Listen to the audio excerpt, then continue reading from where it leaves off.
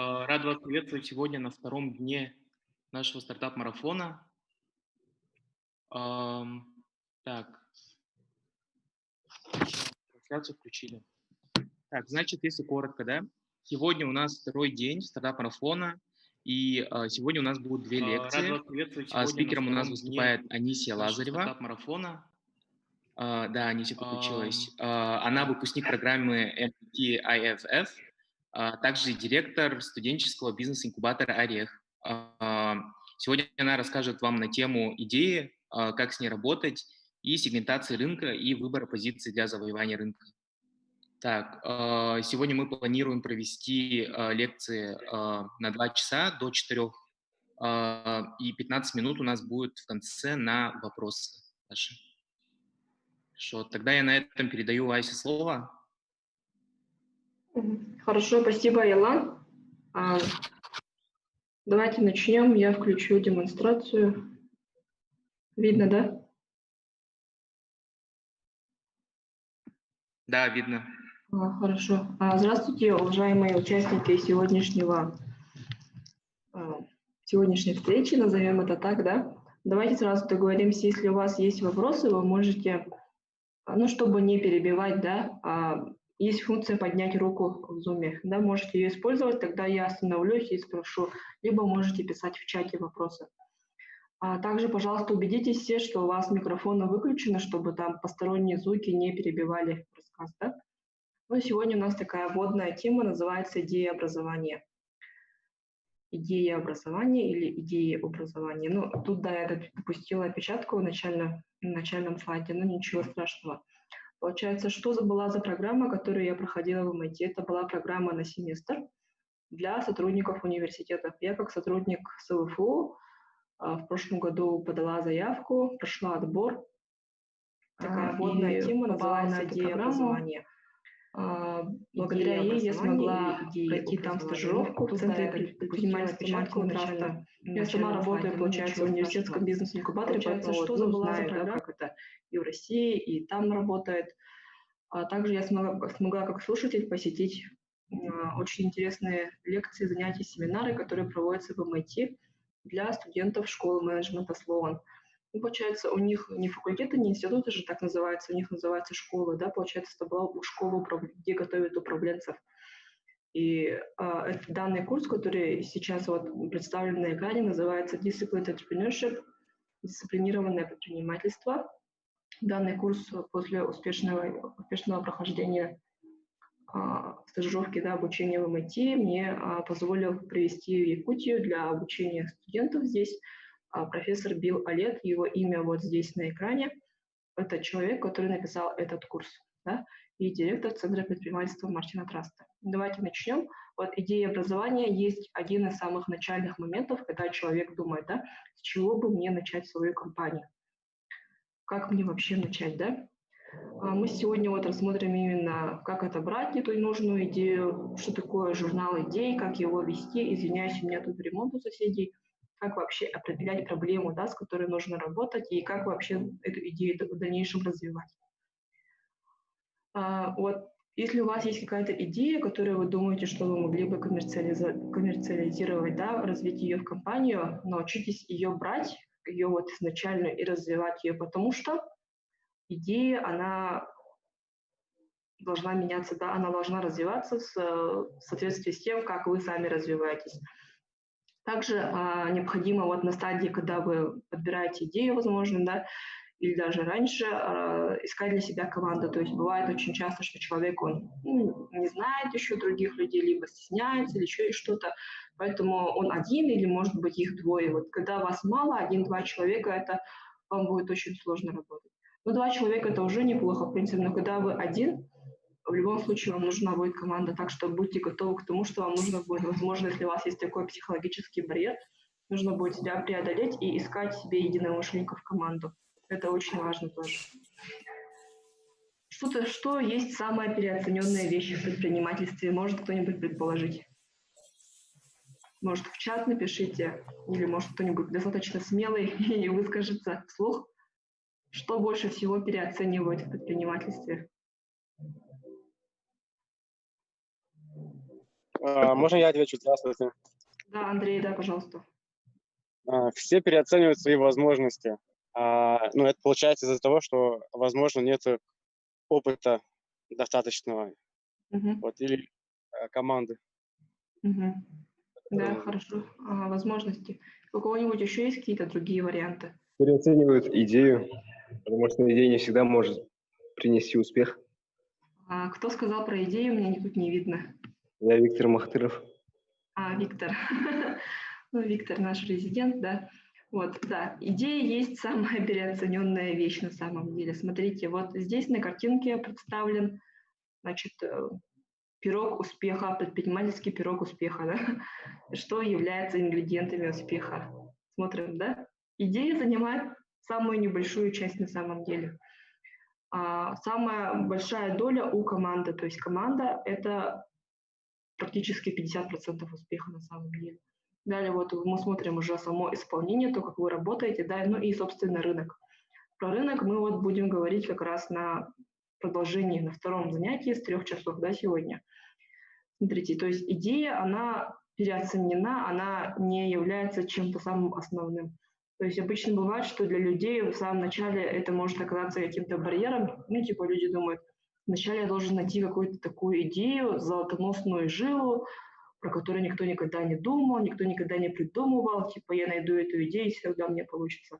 На самом деле нет, да? Идея, она... Это нечто эфемерное, да, и пока вы просто о ней думаете, она ничего не стоит. Это просто поток мыслей.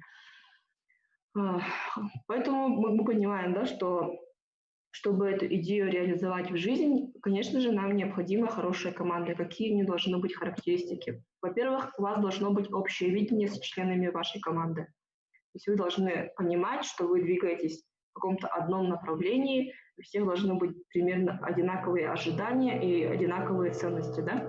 Вот, общие ценности. То есть все вы должны понимать, что вот вы делаете это для того, чтобы что-то сделать, да? Например, если у вас, например, цель там помочь всему человечеству, а у другого члена команды заработать деньги, то у вас, конечно же, будут уже приоритеты разниться. Поэтому нужно понимать, что общие ценности – это тоже очень важно. Поэтому проводят очень много тимбилдингов, поэтому очень много проводят специальных интервью при приеме на работу, да, даже в стартапы, чтобы понять, что у человека совпадают ценности, да, с теми, которые пропагандируются у вас в компании. Ну и также у вас должны быть у всех дополняющие друг друга навыки.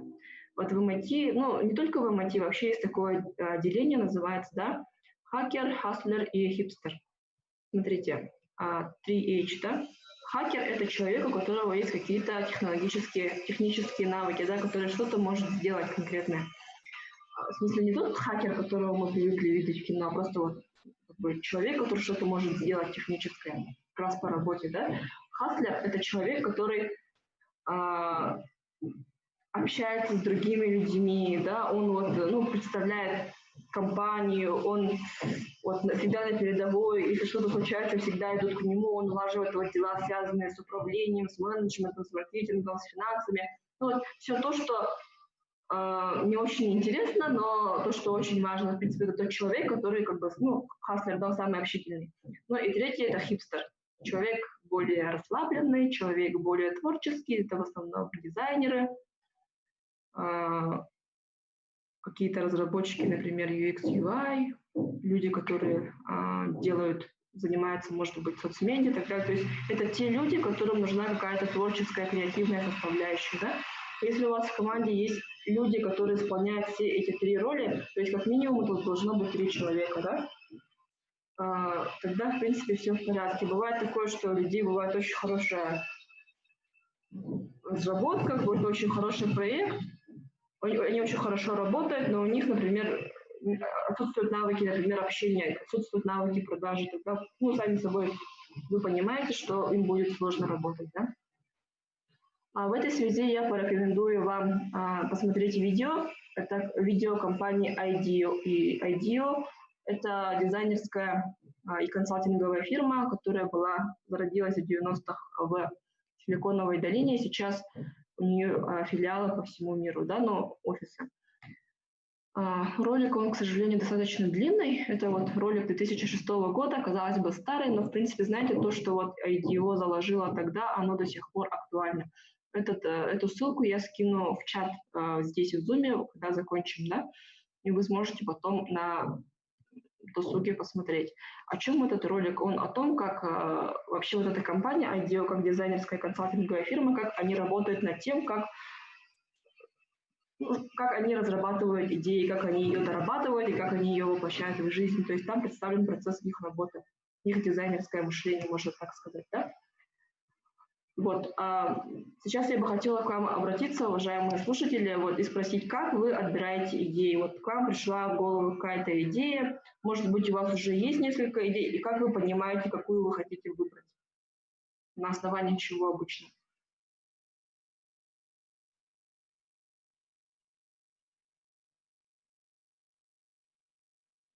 На основании предпочтений, может, маркета, насколько она большая. Ну, то есть рынок, либо ваши собственные предпочтения, да? Угу, хорошо, может... Что? Умение команды. Умение команды, ага, правильно. А может, еще у кого-то другое Вот мнение? я выбираю по конкурентоспособности. Если моя идея конкурентоспособна с похожими, да, если уже есть которые в рынке, то я либо сделаю лучше, да, либо что-то добавлю к этой идее, чтобы было точно лучше. Хорошо. Тут еще вы нам в чат написали рынок потребностей, конкурентность, новизна. Ну да, вы все правильно называете, да, посмотрим дальше, что вот, предлагает вам MIT. Как понять, что идея хорошая? Конечно же, в самом начале вы наверняка не знаете, да, никогда не бывает стопроцентной уверенности, что все получится, да, идея это все-таки только начало, да, самый первый шаг. Идеи важны, но это не самая важная вещь, как мы уже говорили, важнее больше даже команда, потому что с хорошей командой и с хорошими единомышленниками вы можете пробовать разные идеи, да, пока не найдете ту самую. А когда вы, например, один или вас там двое, то все гораздо сложнее.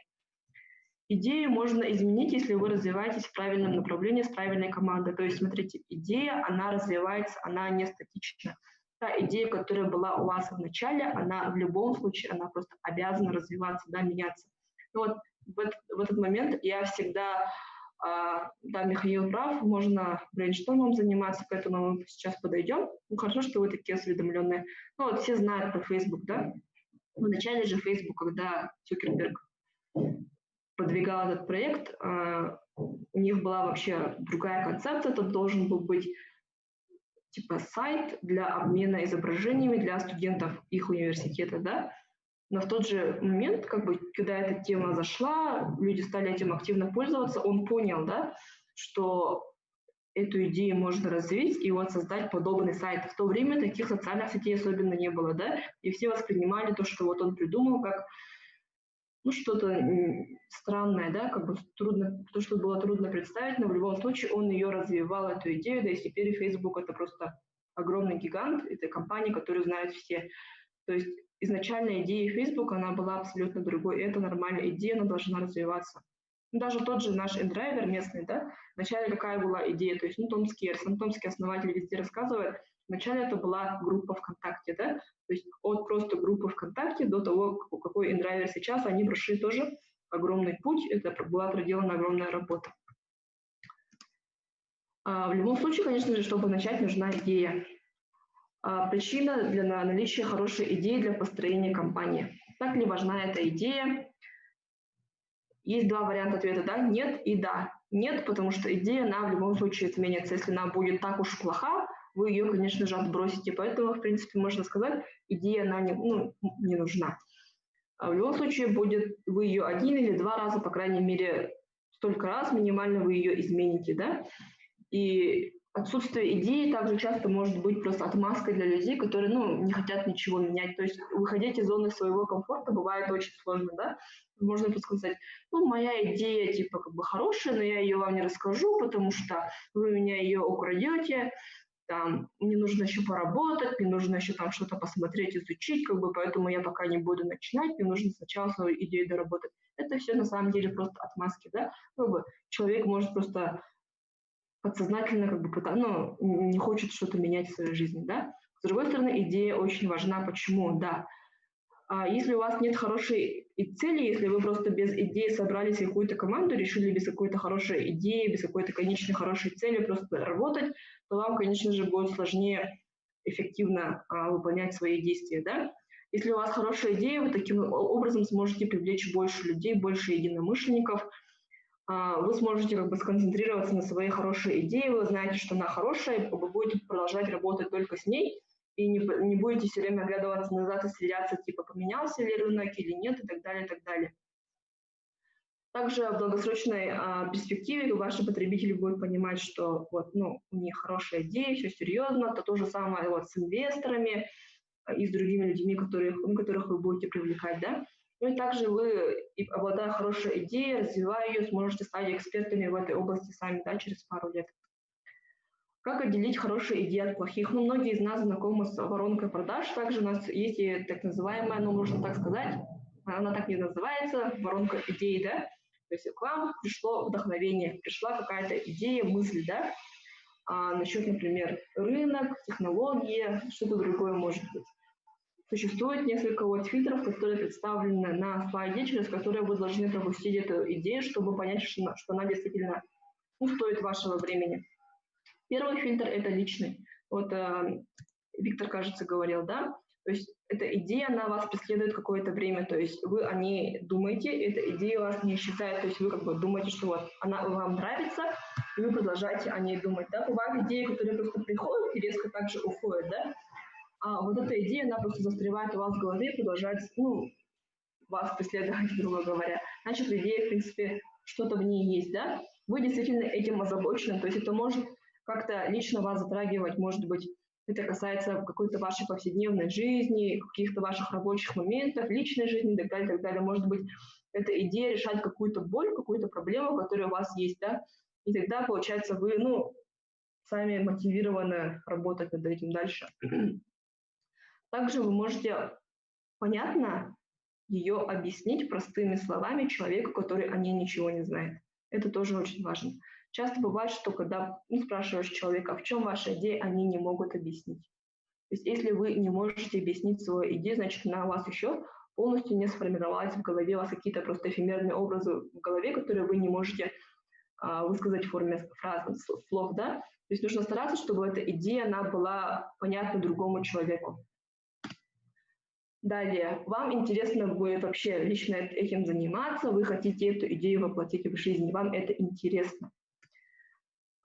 Почему? Потому что если эта идея действительно достойна, то если вы создадите компанию, вы же, наверное, будете этим заниматься долго, это станет частью вашей жизни на длительное время. То есть если вы сможете этой идеей заниматься более 5 лет, то, в принципе, все в порядке. Если же просто эта идея к вам пришла под влиянием каких-то трендов, под влиянием какого-то, не знаю, хайпа или сиюминутного какого-то влияния чего-то, но вы не хотите этим заниматься длительное время, то не стоит, наверное, да, потому что это будет насилие над собой.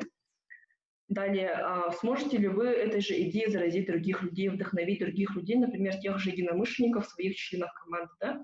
Если да, то здорово.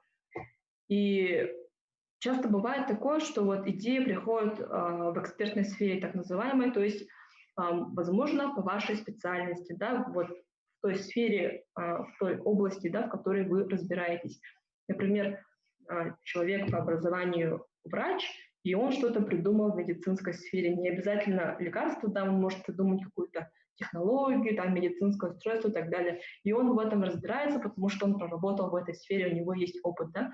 То же самое может быть у вас, например, вы любите кататься на лыжах, вы постоянно это делаете, у вас там пришла какая-то идея, связанная с лыжами. То есть вы уже, можно сказать, эксперт в этой области, у вас есть какой-то свой собственный опыт, на который вы можете опираться. Если это все есть, получается, это ваш личный фильтр, он пройден, тогда здорово.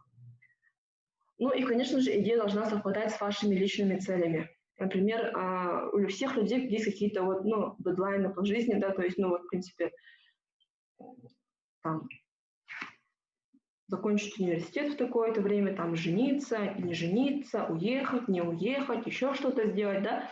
И вот ваша идея, она должна совпадать с вашими личными целями. Если вы как бы по жизни хотите, не знаю, эмигрировать куда-то, ваша идея предполагает, что вы все время находились в этом месте, например, то, конечно же, будет сложно. Или если вы мечтаете все время путешествовать, а ваша идея требует, чтобы вы постоянно были привязаны к одной точке, то тогда тоже. То есть, получается, у вас должны совпадать и ваши личные цели тоже. Далее следует бизнес-фильтр, да, то есть вы свой личный фильтр уже прошли, вам все нравится, вы хотите этим заниматься, далее идет бизнес, да, то есть деньги. Купят ли вообще вот то, что вы сделаете покупатели, то есть это самое важное. Очень часто идея может быть крутой, но никто не захочет отдавать за нее деньги, потому что люди, возможно, не уверены или еще что-то, да. А заплатит ли покупатель, либо кто-то еще, например, инвестор потенциальный, там бизнес-ангел, какие-то реальные деньги за это, например, какой-то фонд, там какой-то конкурс грантов, захочет ли он даст вам деньги на эту идею. Есть ли достаточно оснований для изменения, то есть вы полагаете, что ваша идея может что-то изменить, например, она достаточно интересна для других людей, чтобы они под нее менялись и так далее, и так далее. И нужно понять, ваша идея витаминка или обезболивающая. То есть если мы говорим про какую-то боль на рынке, да, боль в смысле проблему, то если ваша идея, ваше решение это боль убирает, то, возможно, у вас обезболивающее, да, то, что вот убирает эту боль, маскирует ее. Либо просто витаминка, то есть то, что вообще улучшает как бы основное качество жизни людей вокруг, в принципе, особо ничего не меняет, но просто жизнь становится чуть комфортнее, да, витаминка. То есть, в принципе, без нее можно прожить, но с ней получше, да. Вот, нужно просто понять категорию вашей идеи, чтобы тоже понимать, как с ней работать дальше. Достаточно ли прибыльно будет эта идея, если ее коммерциализировать? Сможете ли вы достаточно зарабатывать, чтобы ваше предприятие могло спокойно само функционировать, обеспечивать себя, вас, ваших сотрудников, да? Ну и далее, если вот все это прошло, если как бы деньги за вашу идею, когда вы ее реализуете, можно будет получить, в этом уверились, далее мы переходим к внешнему фильтру. То есть вашу идею должны понять люди, которых вам надо убедить. Кого вам надо убедить? Вам нужно убедить в первую очередь, наверное, своих сотрудников, да? Чтобы у вас была команда. Далее вам нужно убедить покупателей, чтобы они ее купили. Возможно, вам нужно будет убедить каких-то инвесторов, чтобы они дали вам деньги. Возможно, убедить каких-то бизнес-партнеров, да, чтобы они с вами сотрудничали на взаимовыгодных условиях и так далее, и так далее. Если вот другие люди, какие-то другие сторонние организации, партии и так далее, да, в смысле партии с английского, а не политические партии, да, хотят, понимают ваши идеи, вовлечены в нее, тогда это вот здорово. Получается, не только вы как бы галлюцинируете себя в голове, это не только ваш воздушный замок, как бы, если другие это тоже понимают, тогда идея жизнеспособна может быть. Можете ли вы собрать нужную команду, то есть под этот внешний фильтр, да? Присоединятся ли к вам ваши друзья, ваши сокомандники, сможете ли вы найти других людей, которые к вам присоединятся? Понимают ли ваши потенциальные бизнес-партнеры, которые вам нужны для успеха, то, что вы предлагаете? Если еще нет, какой их уровень сопротивления? Очень часто бывает, что вот на всяких питчах и так далее, или начинающих, вот я же работаю в инкубаторе, как бы люди рассказывают свою идею, свой бизнес-проект, и все говорят: здорово, круто, здорово, здорово, но денег вам я не дам. Я не дам вам денег в конце, да? То есть если все типа хвалят, но в конце не дают то, что, как бы подразумевалось в конце, типа деньги, да, то значит что-то не так. И тут не нужно впадать в истерику, не нужно там чего-то требовать, нужно спросить, а что мне нужно сделать, чтобы вы дали мне деньги? То есть нужно понять спокойно у человека, вот, да, у эксперта, почему как бы он вроде бы поддерживает вашу идею, но все-таки не хочет вам там дать деньги, помощь или еще что-то другое. Если вам нужны инвесторы, как бы не каждой компании нужны инвесторы, да, готовы ли они заплатить, это тоже другой вопрос. То есть инвестор, он будет готов вам дать деньги, только если видит для себя возможность получить прибыль. То есть это тут немножко другое, не для всех компаний подходит, да. Ну и, конечно же, правильный ли тайминг. То есть если вы находитесь там в середине сессии, либо там, не знаю, у вас какой-то трудный год выдался, либо на рынке неспокойно, может быть, как бы это не тот момент, да, может быть, вы сами слишком заняты чем-то другим, тогда, возможно, стоит отложить работу над этим, да, над своей компанией на чуть попозже, когда все это уляжется. То есть нужно понимать, нужно правильно оценивать свои силы и возможности, вот как Андрей говорил. Ну и далее, вот самый последний, это исполнительский фильтр, то есть непосредственно исполнение execution, да. Скорость освоения рынка и существующие проблемы, то есть как бы готов ли рынок, достаточно ли он нагрет для того, чтобы ваша идея, как бы, которую вы разовьете в компанию, в продукт, сможет выйти на нее и закрепиться там, да, какие там на этом рынке существуют проблемы. Может быть, есть какие-то бюрократические барьеры, которые вам нужно преодолеть, может быть, не знаю, как-то стоит поменять свою идею, либо рынок, чтобы эти барьеры избежать и так далее, да, то есть нужно смотреть. Далее, что должно обязательно получиться и как много, то есть когда вы начинаете работать со своей компанией, у вас есть какой-то список, да, обязательных к исполнению дел, которые обязательно нужно сделать, там, например, выбрать какой-то налоговый режим, там, закрепиться что-то здесь, нанять какого-то определенного сотрудника и так далее, так далее, так далее. То есть какой минимальный набор, что вы должны обязательно сделать для выживания своей компании. То есть если вы что-то из этого не сможете сделать, то вам будет уже сложнее. То есть нужно понимать, насколько вы сможете это уже выйти на рынок осуществить. Если нет, то тоже нужно заранее, это все заранее нужно решить еще на берегу, да, пока вы не отплыли, чтобы не случилось, как с «Титаником». Что в случае провала может вас убить? То есть нужно заранее подразумевать все риски, знать о них и пытаться их избегать. То есть тоже на берегу, в самом начале попытаться от них как-то обезопаситься. То есть это не трусость, это не что-то еще, это здравый смысл, да? И, конечно же, нужно учитывать конкурентов, которые есть на рынке. Они обязательно есть, даже если вы создаете что-то совершенно новое, чего, казалось бы, на рынке нет. В любом случае же люди каким-то образом до выхода вашего продукта как-то же справлялись вот с этой потребностью. То есть раньше, например, для того, чтобы обмениваться информацией, там люди использовали почтовых голубей, да, а сейчас это дошло, например, до имейла и мессенджеров. То есть все развивается, то есть до того, как появился какой-то новый источник, люди в любом случае как-то до этого это все по-другому использовали, да, например, до того, как появились наушники проводные, да, люди же как слушали музыку, они слушали ее либо громко у себя дома, да, вот через граммофон, там, да, либо они слушали специально, собирались в каких-то музыкальных салонах и там все вместе слушали, либо ходили на концерты, то есть они не привыкли слушать музыку через наушники, но они же все равно слушали музыку, но другим образом, то есть, казалось бы, продукт инновационный наушники, но в этом случае нужно было компании Sony убедить покупателей, которые раньше этим никогда не пользовались, что у них есть потребность слушать музыку в наушниках. То есть им нужно было объяснить плюсы использования наушников. Например, вы не беспокоите других людей звуком, вы можете слушать музыку, когда вам хочется, и так далее, так далее, так далее. То есть в любом случае, даже если у вас супер новый продукт, какие-то конкуренты не самые очевидные, но, возможно, другие есть. И вот когда вы выходите на рынок со своим продуктом, как эти конкуренты на вас отреагируют? Конечно же, самое такое опасное, что это когда крупный игрок на рынке захочет вас просто придавить на самом начале. То есть нужно, возможно, выбирать тот сегмент рынка, в котором тот крупный игрок не заинтересован, что позволит вам спокойно встать на ноги, да? То есть нужно всегда это все учитывать. И вообще, как вы оцениваете общий риск, если в случае провала вы там потеряете все свое имущество, свой дом там, да, и прочее, то, наверное, не стоит. Нужно заранее все свои риски продумывать, да?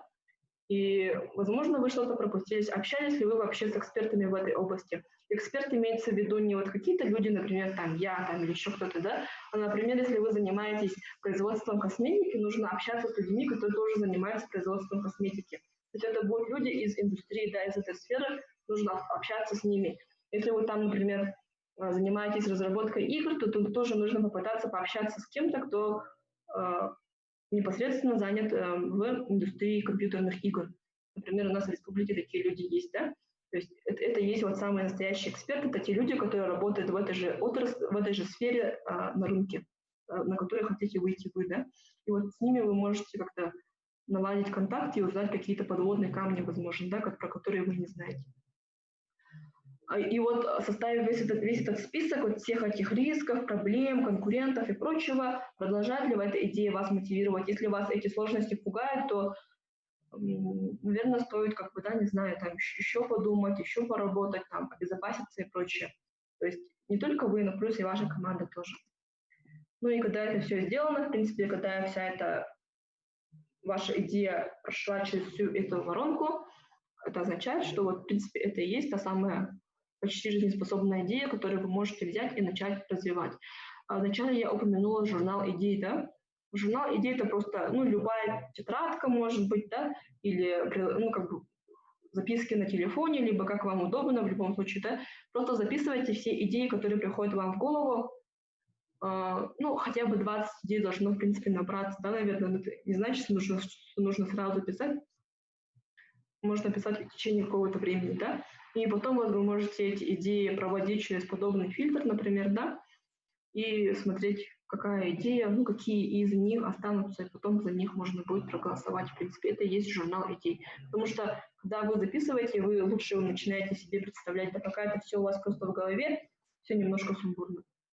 Ну и в этой связи есть одно быстрое упражнение. То есть вы берете свою лучшую идею, которую вот пропустили через этот фильтр, и после применения вот данного фильтра вы как вы чувствуете по отношению себя, ну, себя по отношению к этой идее, то есть вы на позитиве, ну, как бы все так средненько, нейтрально, либо вы не очень же хорошо к этой идее относитесь, то есть, ну, в смысле, от нее слишком много сложностей и так далее, и так далее. То есть если вы после применения всех этих фильтров чувствуете себя, в принципе, по отношению к этой идее неплохо, то можно, да, начать этим делать. Ну, почему я так говорю? Потому что нет ничего хуже, чем заниматься тем, что вам не нравится, какой-то идеей, которая вам не нравится, да. Это просто, ну, мучение самого себя. Зачем это делать, да? Ну вот, например, все, у вас есть ваша лучшая идея, что дальше? Ну, по крайней мере, это вы так считаете, что ваша идея, она лучшая, да? Теперь вам что нужно сделать? Вам нужно описать проблему. Какая проблема существует? Вот пример проблемы, например, да, с которой сталкивались все в своей жизни. Это, конечно же, заряд батареи на телефоне. У всех есть телефоны, и у всех телефоны умирают. Да? Заряд батареи заканчивается в самый неподходящий момент. И вот многие сталкивались с этой проблемой, многие ее понимают. Это такая проблема, которую не нужно дополнительно объяснять. Да? И когда вот эта проблема появилась, как ее решили на рынке? Как вы думаете?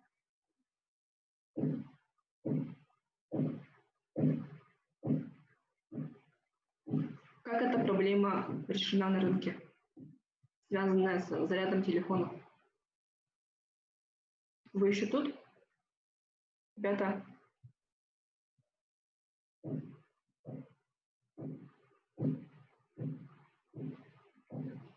Ну, видимо, что-то не слушаете, что ли? Грустненько.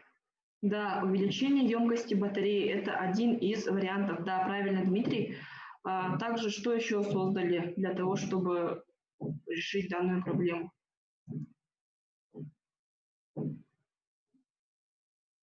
Да, Powerbank, правильно, Валерий. То есть стали создавать и продавать специальные вот эти переносные зарядные устройства, да? Теплообменник, материал. То есть, Михаил, имейте в виду, что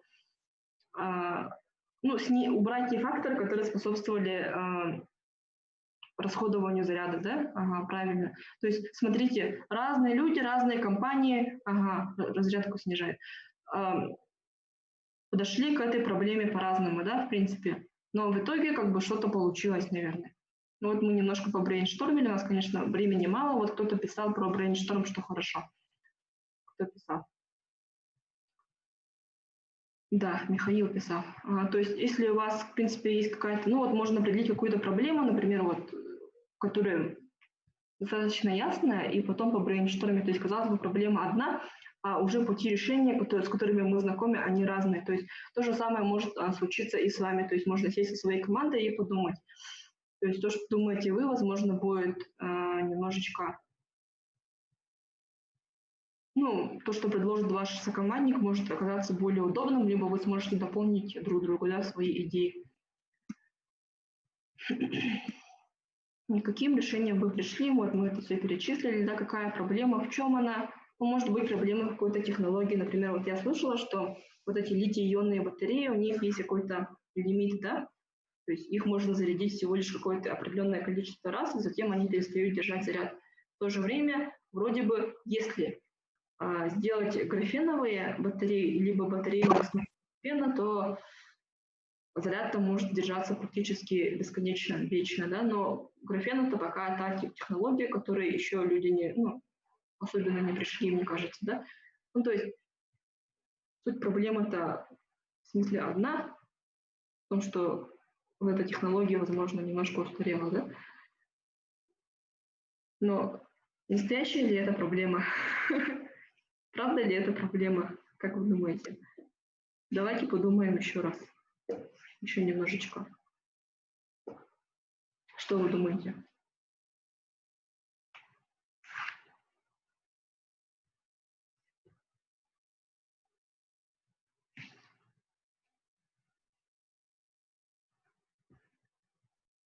Ребята, давайте думаем. Такая ли уж проблема, то, что телефон так быстро теряет заряд? Да, это очень большая проблема, и я столкнулся с ней, вот, я вам сейчас скажу, вот 1 минуту, даже меньше. Мы придумали проект, и чтобы алгоритм телефонов работал по этому проекту, по этому алгоритму, да, ну, по приложению, то телефон должен постоянно держать активными функциями Wi-Fi, GPS и так далее. И именно эти функции сажают сильно батареи, и из-за того, что пока что не придуманы сильные батареи, мы не можем реализовать проект. Ну, часть этой проблемы является батарейки на устройстве. То есть они потребляют слишком много мощности, и заряда будет хватать там, на 2-3 часа, ну, не как обычно. То есть мы не можем, допустим, кое-что реализовать только потому, что нам не хватает хорошей батареи. То есть нету хорошей батареи, которая будет все это, весь функционал поддерживать. Это реальная проблема, это прям очень большая проблема. Ну да, в принципе, правильно. Тут еще написали, что теряется связь, да, ну, то есть, ну, телефон это практически часть, огромная часть нашей жизни теперь, да. Однако, смотрите, мы все зацепились за то, что, ну, батарея, да, в принципе, как бы, то есть мы загнали уже себя в рамки вот этой батареи. В принципе, да, проблема-то не в этом, а проблема в том, что вот написали, люди теряют связь, да. Может, все-таки эту проблему уже можно решить как-то по-другому, более креативным способом, не прибегая к каким-то манипуляциям и ухищрениям касательно батареи телефона. Можно же что-то другое изменить. То есть, смотрите, если подойти вот к решению какой-то проблемы только с одной точки зрения, вот мы как бы думаем батарея, ну это же ясно, да, то мы будем толкаться в одну и ту же точку, как и сотни других людей. Но можно же решить проблему с другой стороны как-то по-другому. То есть основная суть в том, как вот написала Вера, что человек с включением устройства, у него отрубается связь, да, то есть он то, что он делал на телефоне, он дальше не может продолжать этим заниматься. В принципе, вот в наше поколение новых технологий, в принципе же можно было бы подумать теоретически, что проблемы да можно решить как-то по-другому. Извиняюсь. То есть, ну, конечно, вот может быть этот пример немножко трудный в этом плане, то что очень технический, но это же не только вот касается этого примера, да, с телефоном. Это может касаться и других проблем. То есть нужно подходить к этому, смотрите, очень творчески.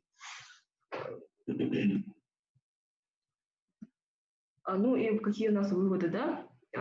Фокусируйтесь не на проблеме и не на технологии. То есть, как мы сказали, не надо сконцентрироваться на одной батарейке телефона и сидеть на ней, да, пытаться там что-то с этой батарейкой сделать. Да, может быть, стоит эту батарейку взять и выкинуть, я не знаю, сделать, чтобы телефоны заряжались от солнечной энергии, либо от вашего тепла, не знаю, еще что-то, да. В принципе, это будет, как бы, возможно, этот рынок, он уже слишком конкурентный, он слишком пресыщенный, наверное, на нем, если хотите на него войти, нужно придумать что-то новое.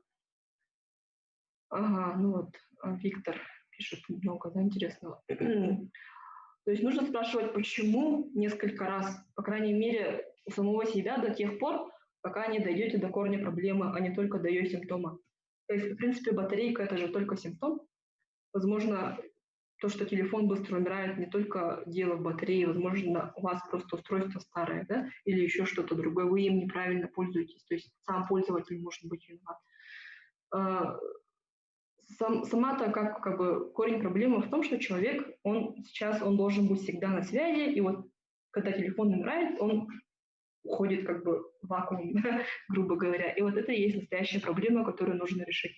То же самое вот и с другими, возможно, вашими идеями. То есть нужно доходить не до симптома, не до вот той боли, которую вы вот видите на поверхности, а чего-то более глубинного. И тогда вы сможете придумать какую-то более интересную идею, нестандартную, да, которая будет более востребована, с которой вы сможете гораздо шире развернуться и прочее, прочее.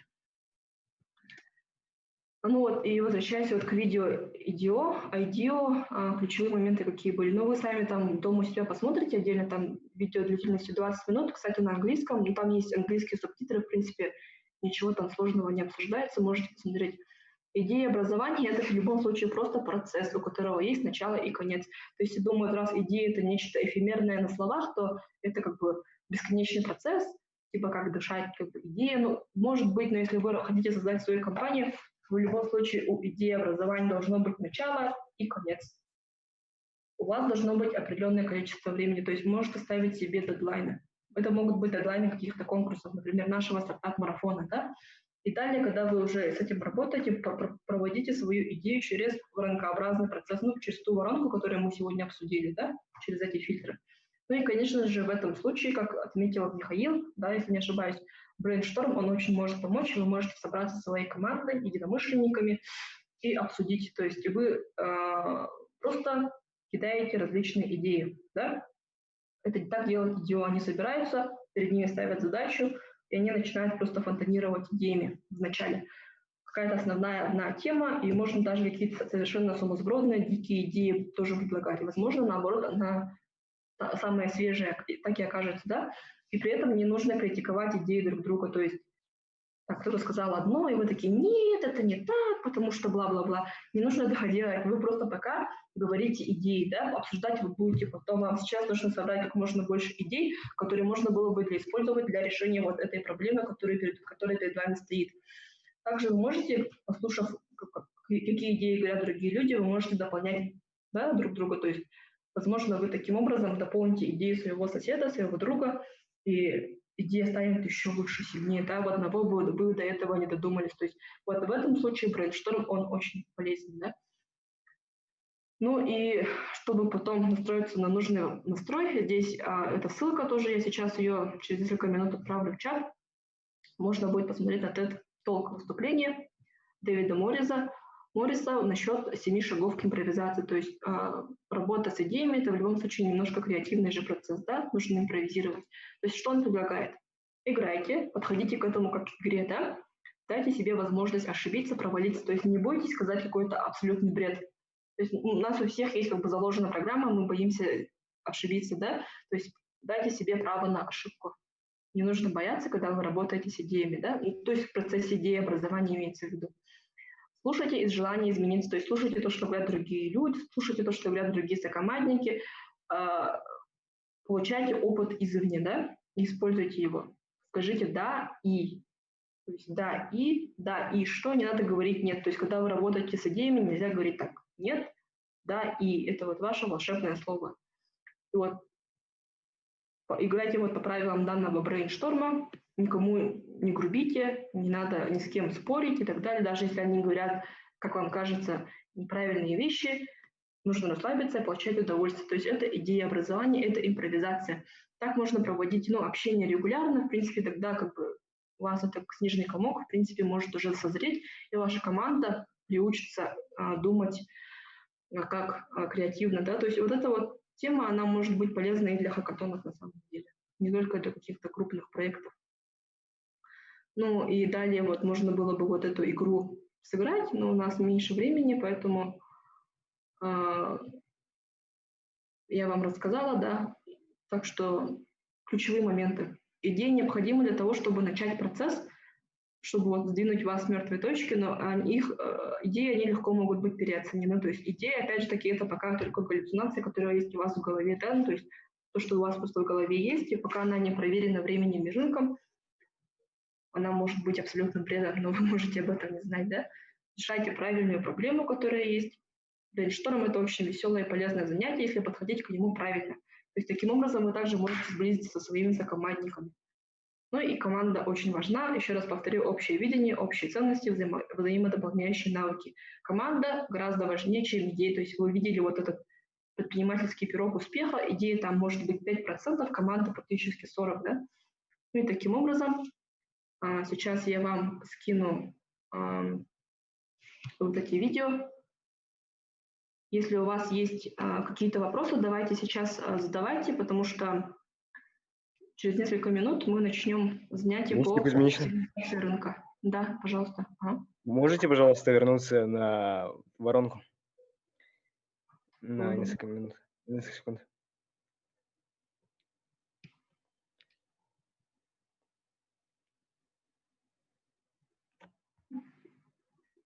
Вот. Мгм. Только вот демонстрация экрана вроде выключена, если не ошибаюсь. А, да? Подождите.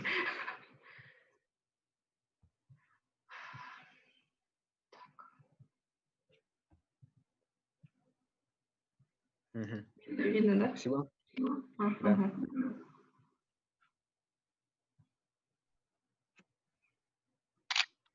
Мгм. Ну, в принципе, эта информация не закрытая. Вы можете, наверное, погуглить MIT, Disciplined Entrepreneurship. Если у вас неплохо с английским, то вы можете самостоятельно почитать там что-нибудь еще.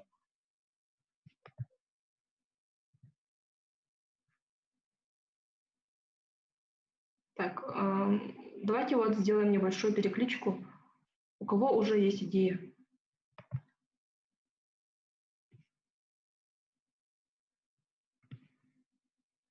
У кого У уже меня есть есть... идея?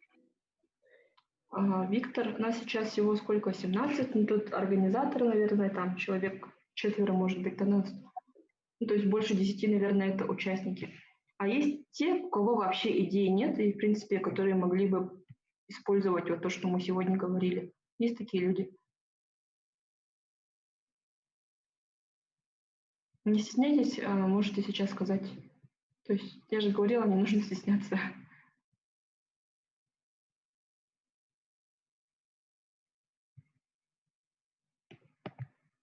Ну, предположим, по застенчивому умолчанию, что есть, да? Ну, возможно, да, как пишет и Михаил, возможно, у всех с идеями все в порядке. Ну вот я в чат отправила 2 ссылки. Первая — это на видео про брейншторм идей в компании IDEO. И второй — это вот TED Talk выступление Дэвида Морриса насчет импровизации. Ну вот импровизация может пригодиться вам и в других жизненных моментах тоже. Ну и давайте, если вы готовы, по идее образования у вас, если больше нет вопросов, давайте перейдем к следующему. У меня есть вопрос. Теме. Да, пожалуйста. Вот, к примеру, вы, скорее всего, знаете мой кейс. Ага, Мобильная игра по обучению финансовой грамотности. ага. Вот, и вообще идея сама, вот вы говорили вначале, то, что идея должна, если даже она может быть серьезная, но если она не продается, то это не бизнес, правильно? Да, и то есть если никто, какое самое важное условие бизнеса? Какое самое Чтобы важное она условие продавалась. бизнеса?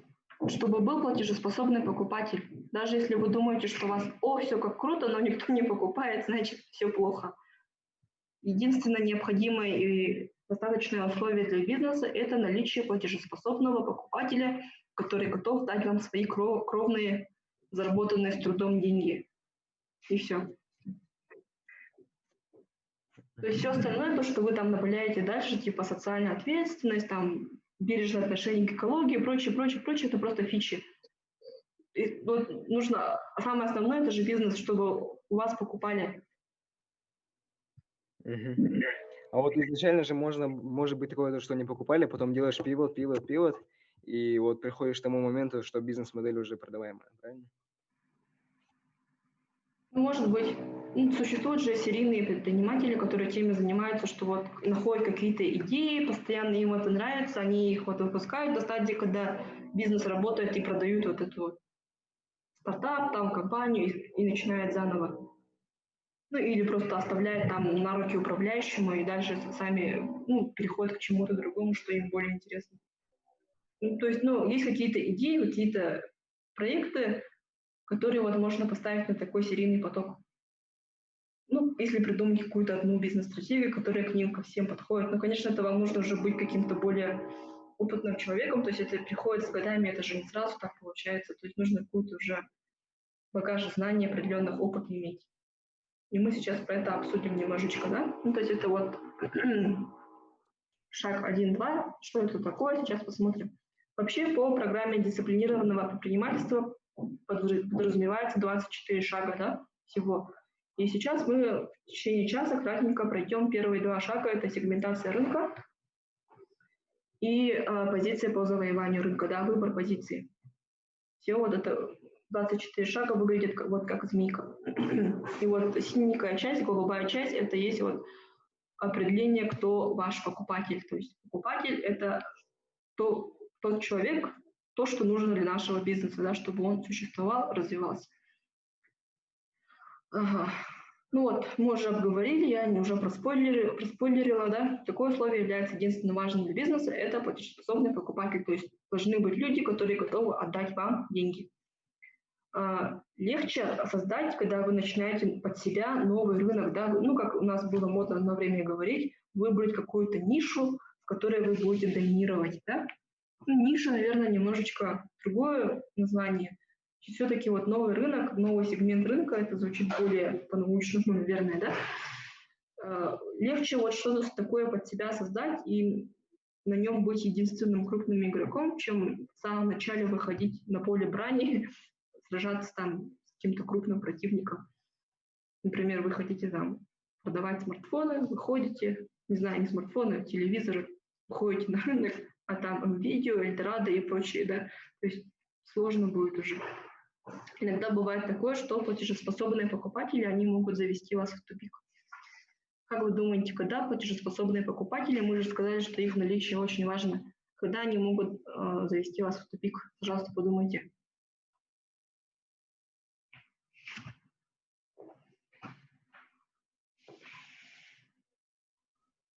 Повторите, пожалуйста, вопрос.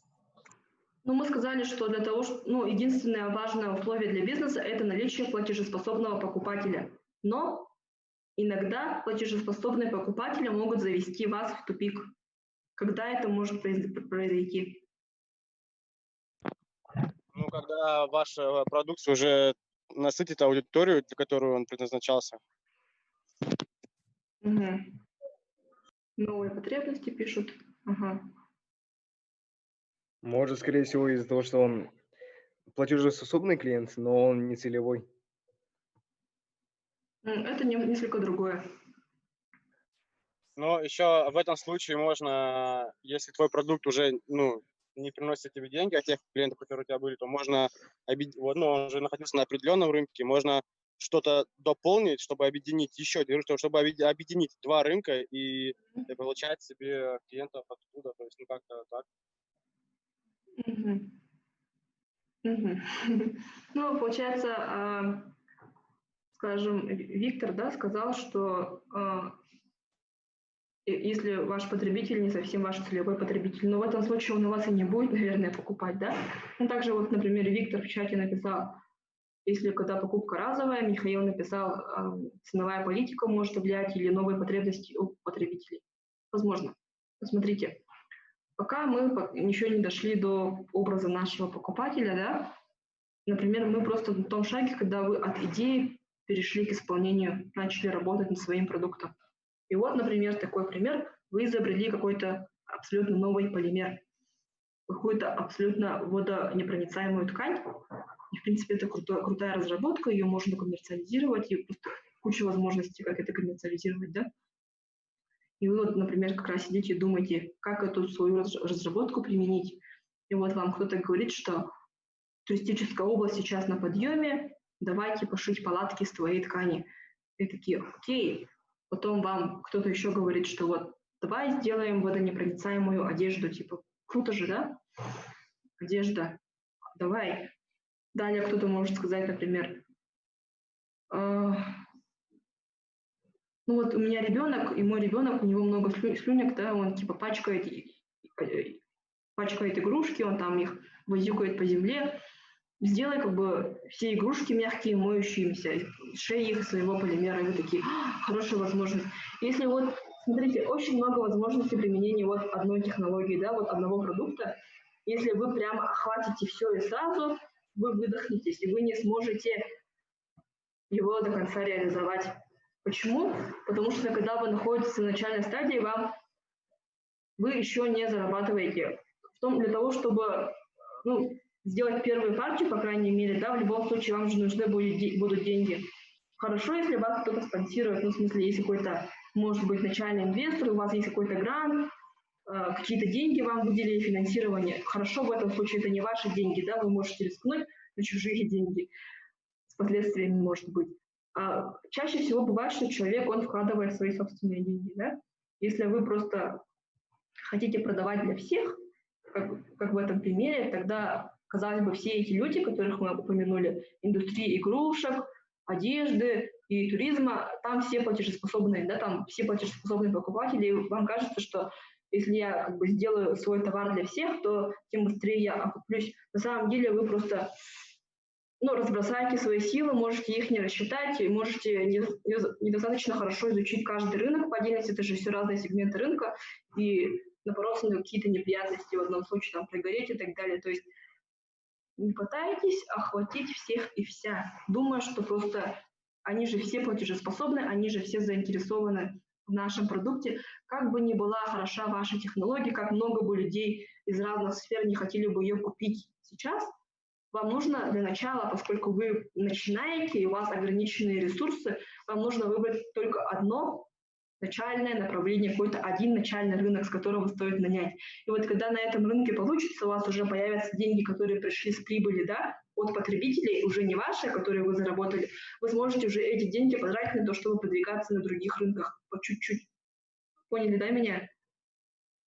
Ну и вторая опасность, которую представляют платежеспособные покупатели, например, очень многие начинающие говорят, ну, значит, на рынке Китая живет 1 миллиард человек, в Китае 1 миллиард жителей, я произвожу зубные щетки. У всех китайцев, у этого миллиарда, у большинства из них есть зубы. Я продаю зубные щетки. Если я буду продавать зубные щетки, то, по крайней мере, 0,01%, может даже 0,001% от этого миллиарда, она же купит мои щетки. Это уже будет, в принципе, там, несколько миллионов долларов в год. На эти деньги можно неплохо прожить, и у меня не такие большие запросы. Это вот есть игра с таблицами, то есть просто подстраивание цифр. Многие так, кстати, делают, например, вот, возможно, на хакатонах такое вы видели и так далее, да? То есть они просто берут какую-то базовую популяцию населения и просто говорят, типа, я создаю какую-то продукцию для женщин, в этой стране живет там 100 миллионов женщин, все женщины будут это покупать. Почему? Тут важный вопрос, то есть не нужно просто вот эти цифры под себя подгадывать, нужно объяснить, а почему они должны вас покупать? Почему вы так уверены, что другие крупные игроки на рынке зубных щеток в Китае вас так легко допустят даже к 0,001% из этого куска пирога, да? Почему вы так уверены, что китайцы будут покупать вашу зубную щетку? Возможно, вы даже в Китае не были, с живым китайцем никогда не общались, может быть, они какие-то определенные особенные щетки используют, может быть, да? Это, конечно, притянуто за уши, но в любом случае. То есть, не зная особенности этого рынка, не изучив его, не поговорив с потенциальным потребителем, говорите то, что вот вы можете получить, только выйдя на рынок, хотя бы даже какую-то мизерную часть этого рынка, это просто ничем не подкрепленный факт, да?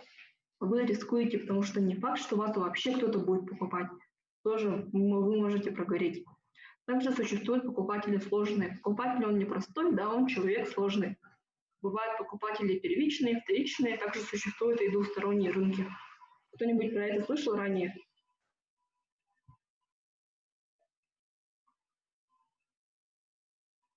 То, что существуют разные покупатели и так далее. Кто-нибудь слышал?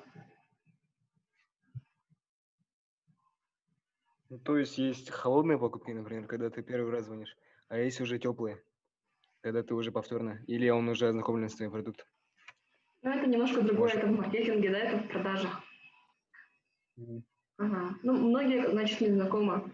Смотрите, первичный покупатель – это, казалось бы, человек, который конечный пользователь, да, который покупает и сам же пользуется этим продуктом. Это первичный покупатель. То есть, когда вы что-то делаете, вы же предполагаете, что человек, который это приобретет, он будет этим пользоваться. Это конечный покупатель, это первичный покупатель, для которого и делается продукт, да, чаще всего. Но существуют и вторичные покупатели, то есть это люди, их называют экономическим покупателем. Смотрите, конечный пользователь и экономический покупатель. То есть не всегда же люди покупают, чтобы сами использовать. Очень часто человек может что-то купить, чтобы отдать другому человеку. Самый распространенный пример – детские товары. Да? Ребенок, он сам купить не может, для него покупают родители. И решение о покупке, решение там, о цене, о дизайне и прочем принимают чаще всего родители. То есть вы делаете товар как будто бы для ребенка, но вы должны работать не с ребенком, потому что ребенок не имеет решающего права голоса чаще всего, а вы должны работать с его родителем, тем, кто заплатит вам деньги, у которого есть деньги. Что важно родителю, да? Ну, ребенок, он может, ему важно, чтобы игрушка была интересная, там красивая, цветная и прочее, прочее.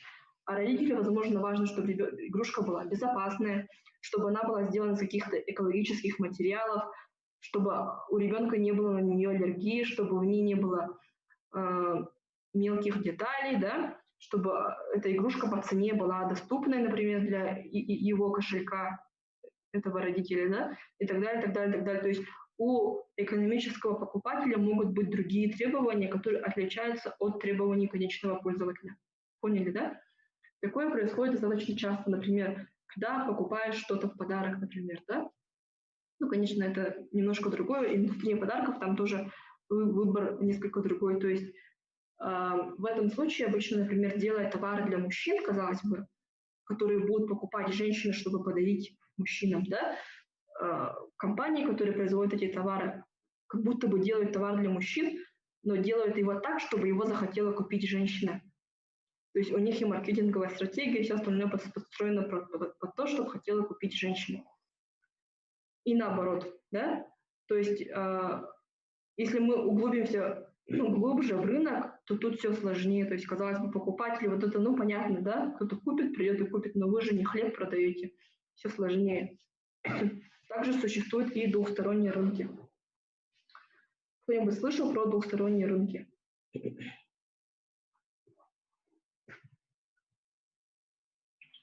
Давайте скажу пример. InDriver, eBay. Peer-to-peer. То есть, когда один клиент соединяется с другим, либо с бизнесом, и они соединяются. То есть не через посредника, а они сами с друг другом. Нет. В этом случае, смотрите, эти платформы... Маркетплейсы?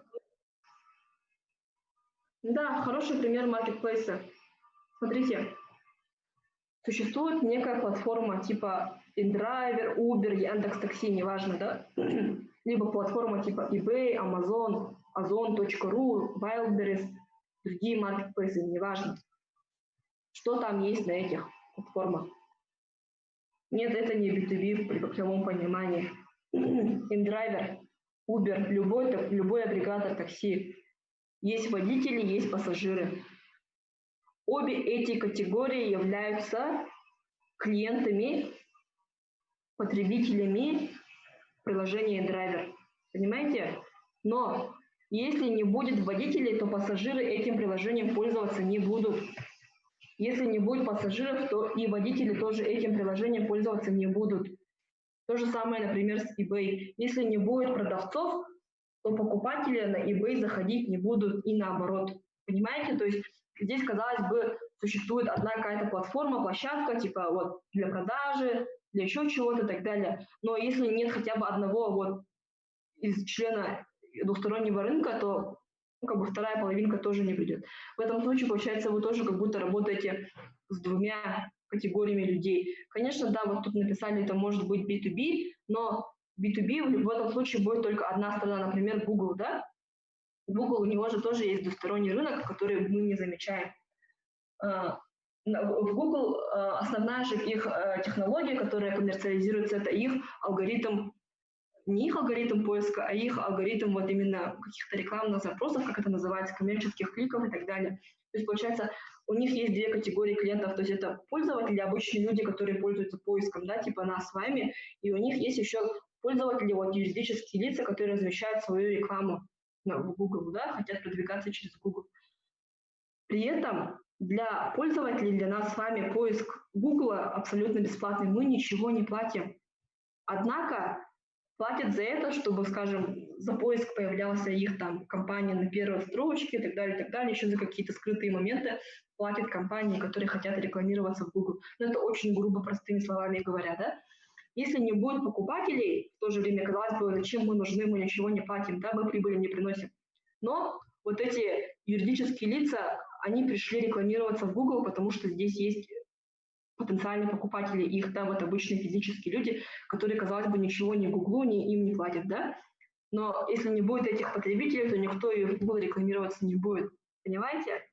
Тут, то есть такие сложные бизнес-модели тоже могут быть, когда одна сторона ничего не платит, а вторая платит. Или наоборот, как бы платят обе, но по-разному. Например, в тех же маркетплейсах или вот в агрегаторах такси как платят. У некоторых есть какая-то установленная комиссия с каждой поездки, да? То есть они берут какой-то процент с поездки каждой. То есть если у тебя в этот день было мало поездок, то ты, соответственно, заплатишь мало. А у некоторых по-другому, например, у них сразу какую-то сумму ты платишь за день, типа взноса заранее, и неважно, сколько у тебя будет поездок. То есть если в этот день у тебя поездок было мало, ну, как у водителя, да, то, получается, ты в минус ушел, наоборот, ничего не заработал и так далее. То есть тут для разных категорий клиентов, для водителей, для пассажиров, тут условия вообще, ну, все остальное разное. Вот то же самое, да, вот. Это все двусторонний рынок, его можно применить, в смысле, к двустороннему рынку можно применить любую бизнес-модель, в том числе вот и подписку, как вы пишете, да? Ну, то есть нужно как бы подумать, как это все будет работать и так далее. То есть если для того, чтобы ваша идея и проект функционировал для определенной категории людей, или это вам нужна вторая категория людей, получается у вас как будто бы два покупателя, да, два потребителя. Ну и мы, соответственно, таким образом подходим к тому, как провести сегментацию рынка. Вот, посмотрим первое упражнение, вы можете его сфотографировать, да, и потом с командой сделать. Тут тоже брейншторм. Определить как можно больше, чем больше, тем лучше, за короткое время интересных для вас сегментов рынка. То есть мы исходим из того, что вы сказали, что практически у вас у всех уже есть идея, то есть вы, наверное, представляете, каким должен выглядеть ваш конечный продукт, да? То есть вы думаете, какой сегмент рынка, какая вот часть рынка могла бы пользоваться моим продуктом, да? Вот базовое описание сегмента рынка.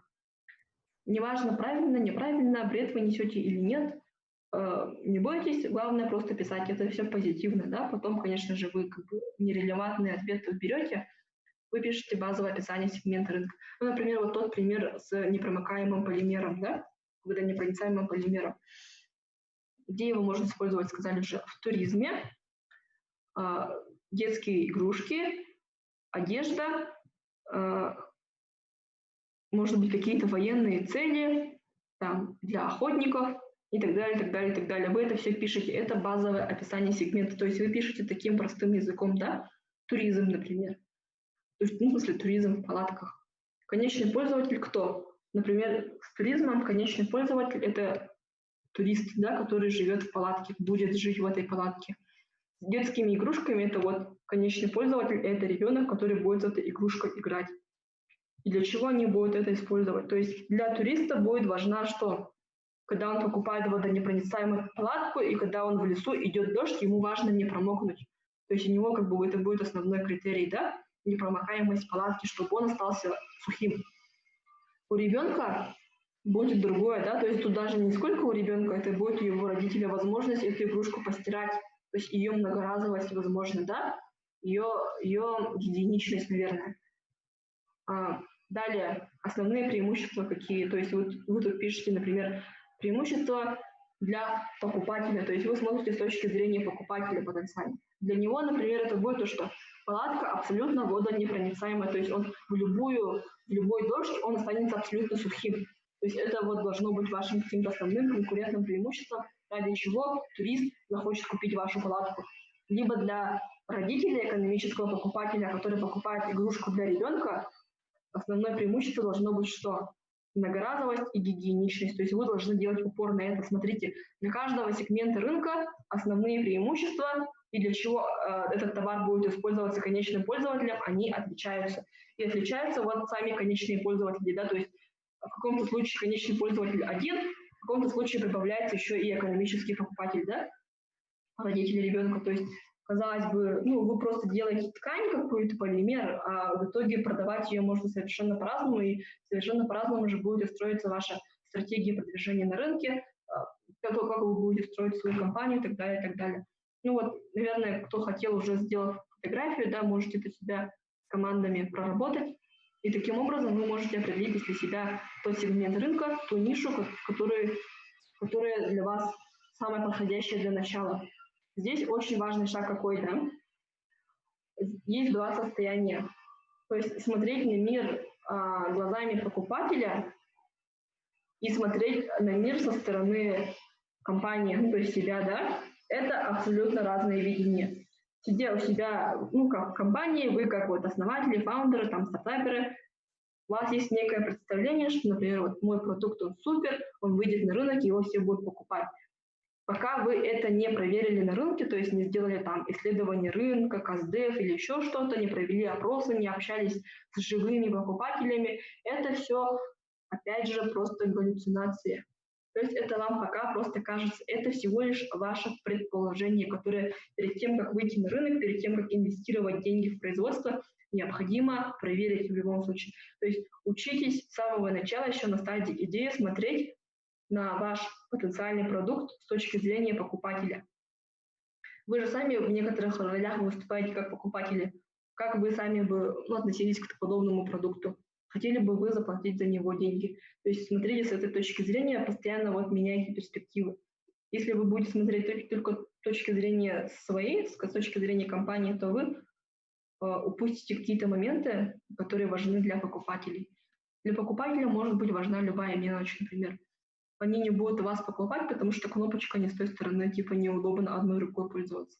Это может стать каким-то большим фактором для покупки. Либо цвет, либо еще что-то, да, какой-то вот, ну, казалось бы, незначительная деталь, которую, в принципе, на стадии производства можно было бы легко изменить, но если вы не будете проводить исследования, вы про это не узнаете. Если вы уже выпустите вот эту партию, в которой этот изъян, например, цвет не тот или кнопки нет, кнопка не с той стороны, то считайте, вы потратили деньги зря, впустую. Поэтому нужно вот эти исследования проводить заранее. Ну и следующее упражнение – это сузить поле деятельности. То есть до этого вот была та табличка, где мы писали базовые сегменты рынка. Желательно пишите как можно больше, там 20 штук, в принципе, будет в самый раз, да, можно больше. То есть вы в команде это все делаете все вместе, не вы один, а там другие члены команды тоже.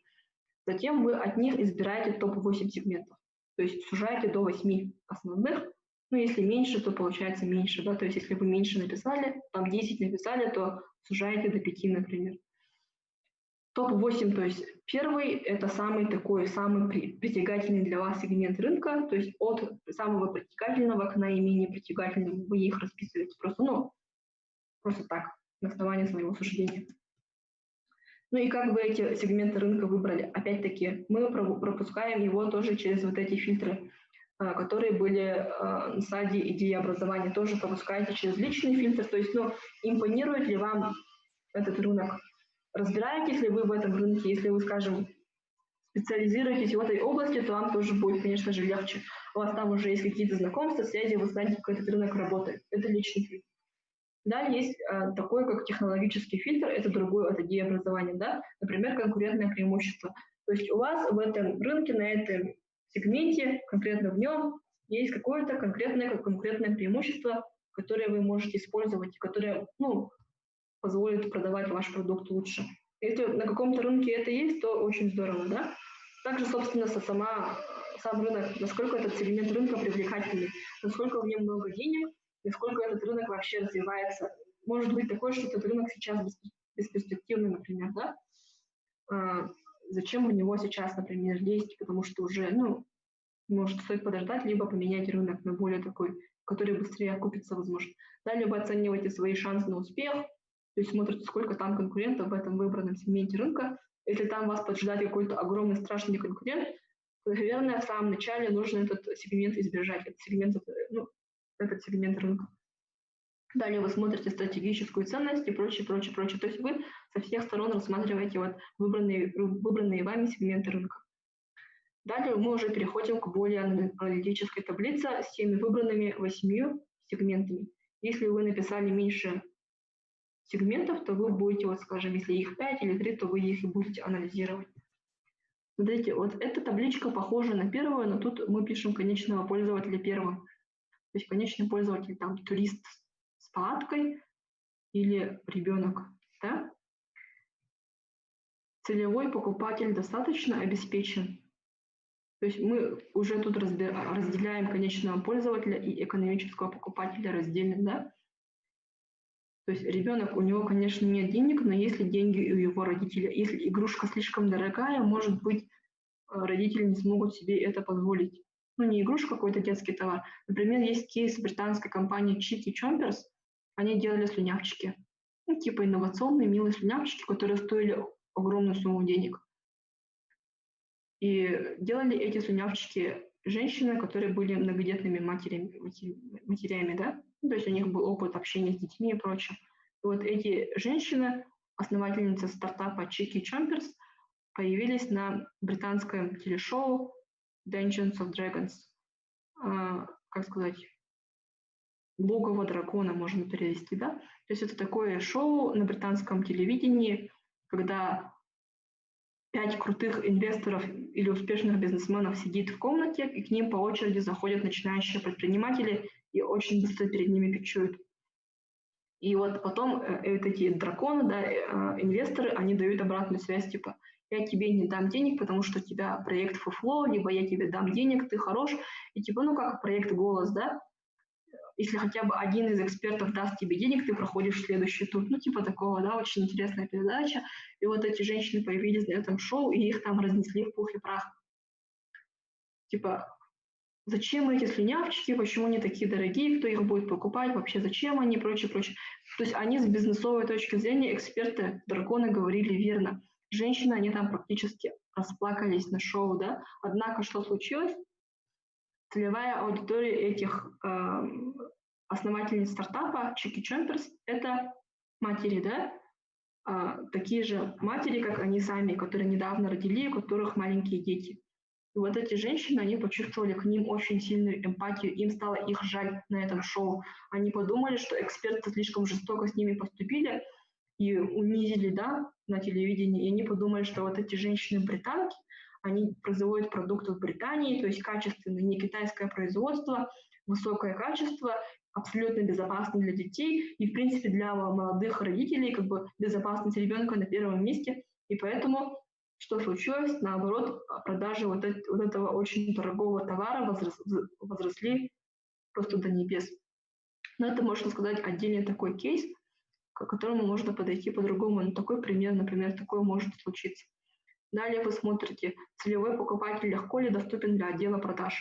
То есть, наверное, через интернет продавать, конечно же, гораздо легче, например, проводить маркетинговую продажу, маркетинговые исследования и так далее через интернет, да.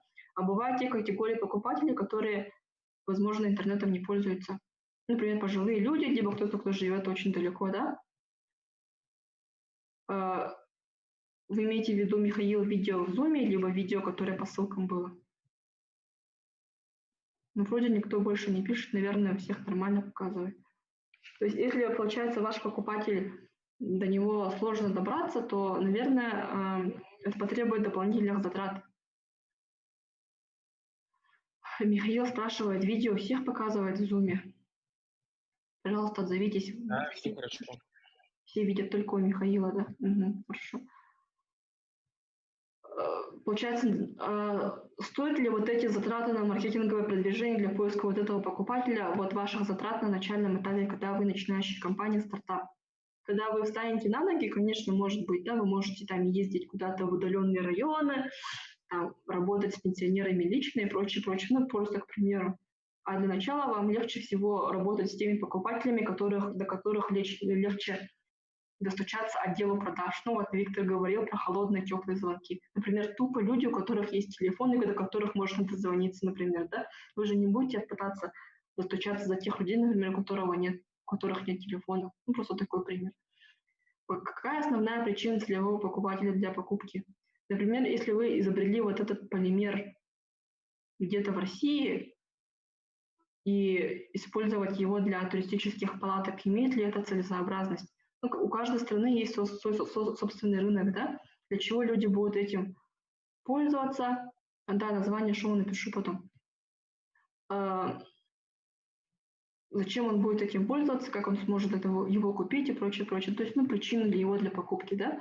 5-й столбик, можете ли вы доставить целый продукт, то есть сможете ли вы спокойно доставить продукт этому человеку, например, по почте, либо курьеру. Если, скажем, целевой покупатель живет где-то очень далеко, либо он живет в какой-то закрытой стране, типа Северной Кореи, конечно же, доставка вам обойдется тоже в кругленькую сумму. То есть вначале нужно ориентироваться на тех людей, для которых легче будет доставить свой продукт. Далее вы смотрите, есть ли укоренившаяся конкуренция. Говорила, если там есть какие-то технологические гиганты, с которыми вам сейчас нецелесообразно тягаться, то этот сегмент рынка пока лучше не трогать. Далее вы смотрите, можете ли вы использовать этот сегмент рынка, чтобы потом из него перейти в другой сегмент. Например, если вы выбрали сегмент палаток, да, туристические палатки, то с туристических палаток вы же теоретически можете перейти на туристические непромокаемые куртки, либо там туристические непромокаемые штаны, обувь, да? Это же смежный рынок. Казалось бы, сегмент рынка смежный, да? То есть, в принципе, можно было бы с производства палаток практически безболезненно переориентироваться на одежду. С этой одежды потом можно было бы, с одеждой чисто для туристов, для тех, кто любит активно отдыхать, можно было бы одежду делать уже для других категорий людей. То есть, если вот эти категории, сегменты рынка у вас взаимосвязаны, если есть такая взаимосвязанность, то вы же про будущее тоже думаете, добившись успеха на первом сегменте рынка, я смогу ли с него спокойно и безболезненно перейти на другой, на следующий. Если там какой-то слишком страшный разрыв, вы не сможете перейти, там вам нужно будет полностью перестраиваться, то, наверное, вот этот сегмент рынка пока не брать лучше.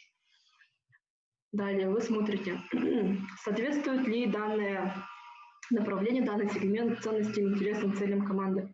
Опять же, если у вас в команде кто-то думает по-другому, например, думает, зачем нам туристические палатки, вот детские игрушки наше все, и у вас с ним крайне различаются взгляды, вам нужно будет снова сесть и обдумать все, да, то есть, мало удовольствия работать с тем человеком, который думает по-другому. То есть вся команда должна прийти к какому-то одному заключению, в каком направлении им двигаться. Это особенно важно, когда вы начинающая компания, опять же, потому что вы все, вас мало, например, максимум человек 10 может быть, вы сможете сосредоточиться только на одном направлении. Вот когда вы уже станете крупной компанией, тот человек, который говорит про детские игрушки, он спокойно может остаться в отделе детских игрушек, да, а, скажем, другая команда будет работать над туристическими палатками, например, это сейчас происходит в Google, там у них одновременно несколько команд работают над различными проектами. И это, конечно, когда вы достигнете определенного уровня. А в самом начале вам нужно выбрать только одно направление. И далее в конце вы ставите рейтинг, то есть, опять же, от 1 до 8, или то есть, один самый привлекательный на основании вот этого вашего анализа, один самый привлекательный и последняя цифра наименее привлекательная. То есть так вы сможете от простого списка уже более аналитически проанализировать все сильные и слабые стороны, да, вот выбранных сегментов рынка и сделать уже такой взвешенный выбор, не просто на основании ваших эмоций. Тут примерно та же самая таблица, но немножечко дополненная, да, немножко более детализированная. В принципе, можно ее сделать тоже. То есть тут в чем разница, да? Вы пишете название сегмента рынка, вы выписываете преимущества, выписываете ведущих покупателей, характеристики этого рынка, частоту покупки, концентрацию покупателей, размер рынка высчитываете. То есть тут уже можно перейти к более детальным денежным расчетам. Дмитрий, нет, таблицу по сегментации рынка вы можете сделать.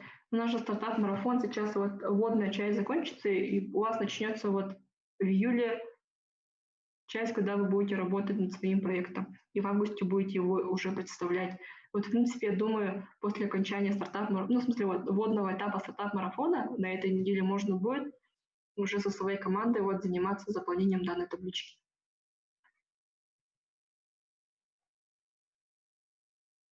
Ну да, Виктор пишет, что можно сделать смотрите, рынок потребительский, то есть крупные компании технологические, это же тоже потребители, если вы хотите какую-то технологию под них сделать. Это же тоже нужно понимать, что этой компании нужно, и при каких условиях она купит вашу технологию, например. Так, на чем немножко сбилась. То есть не нужно думать, что вот эта табличка, она зачем, типа сложно, бла-бла. Эти таблички заполняют и успешные предприниматели. Просто почему? Потому что проанализировав, сделав такой анализ, заполнив табличку, они могут к ней возвращаться время от времени, дополнять ее. И, в принципе, сделав ее раз, вам остается только ее дополнять, то есть актуализировать время от времени. И так вы сможете контролировать ситуацию на рынке, в принципе, да. Это у вас просто не будет в голове, это будет у вас в форме аналитической таблицы, и вы сможете ее показывать, например, другим членам команды, новым сотрудникам и прочим, да, чтобы тоже вести их быстрее в курс дела. То есть в любом случае лучше всегда записывать, и вы в любом случае сможете всегда потом к этому возвращаться. Например, профессор Билл Олет, который разработал этот курс «Дисциплинированное предпринимательство», он сам был основателем стартапа Sensible Technologies. Это был стартап, который позволял,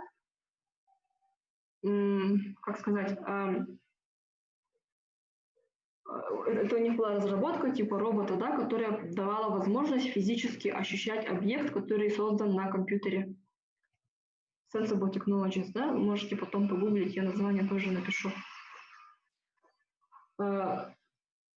И они, смотрите, пример, это пример того, как они заполнили эту табличку, про которую мы говорили, да. Смотрите, они изобрели эту технологию робота, которая дает возможность физически ощущать объекты, созданные на компьютере. То есть у них была эта технология.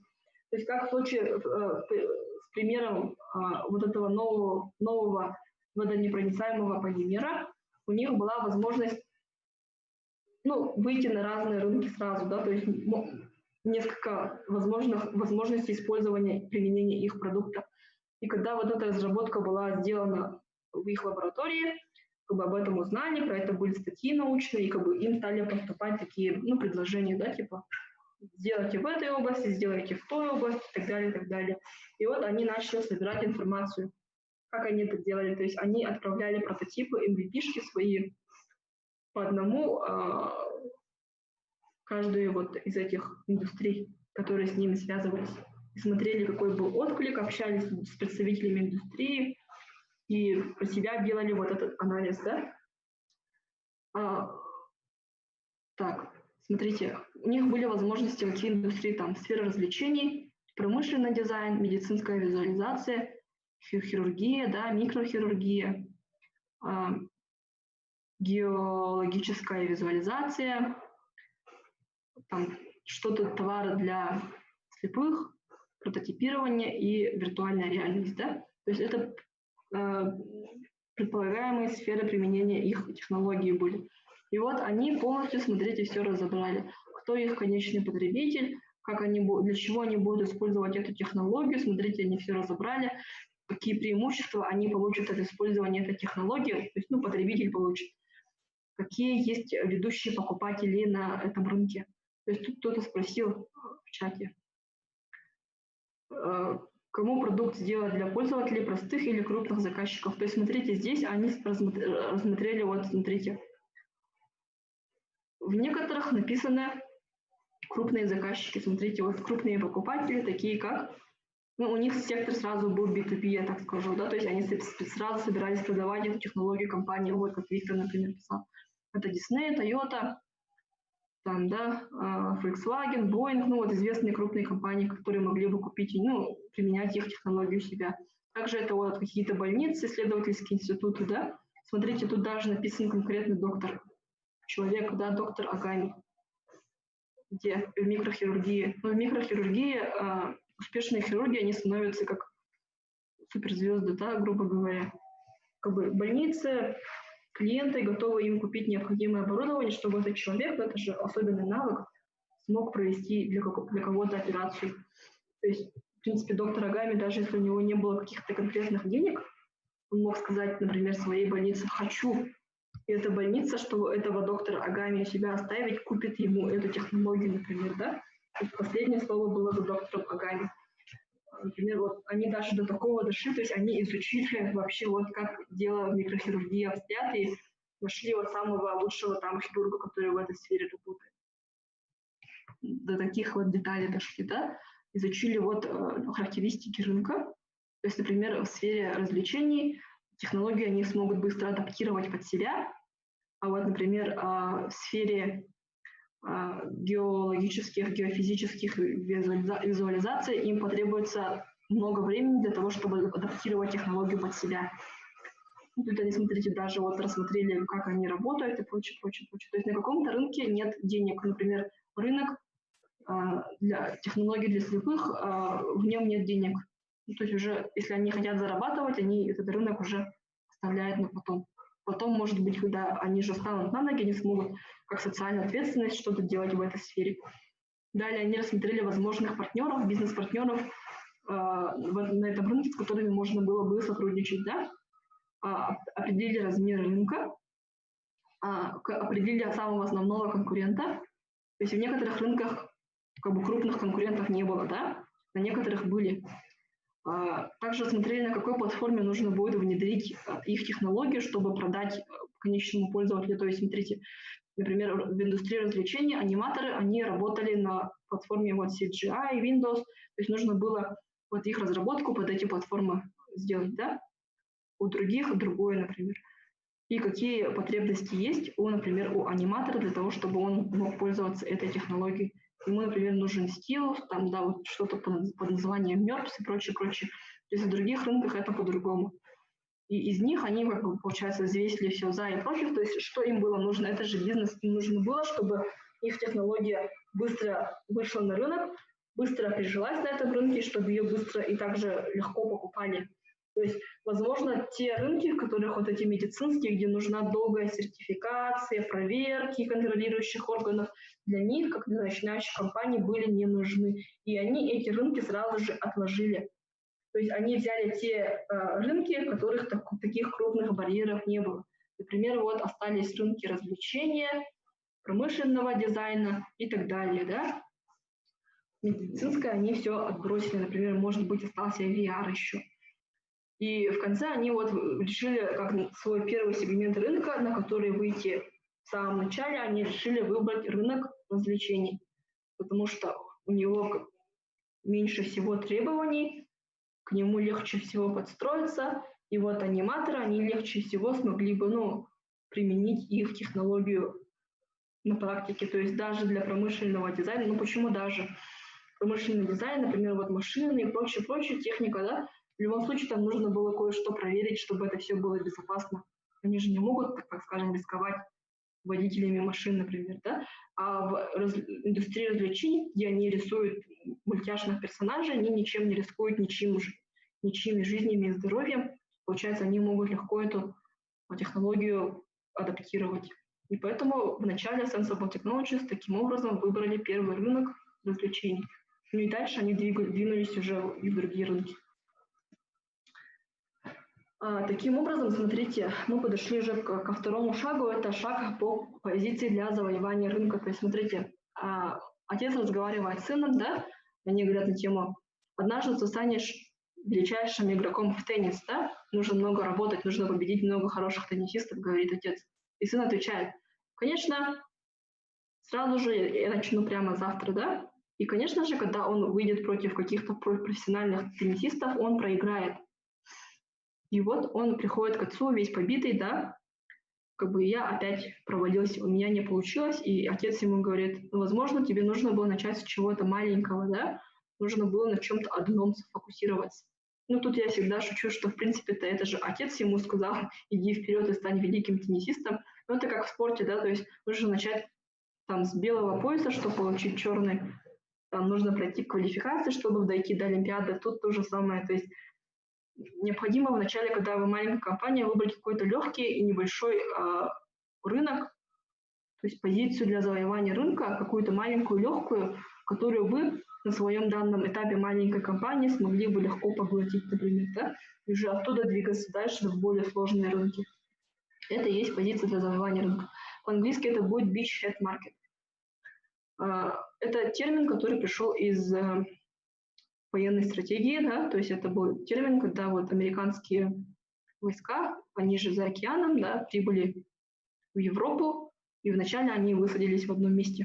То есть beachhead, beach, пляж, да, то есть они высадились на одном пляже, там они собрали свои войска, и уже оттуда двинулись дальше. То есть если бы они выбрали какое-то не то место, их могли бы немцы, нацисты там брать, если бы они выбрали неправильную позицию, да, и так далее, и так далее. То есть вот этот термин, он пришел из военных источников, beachhead market.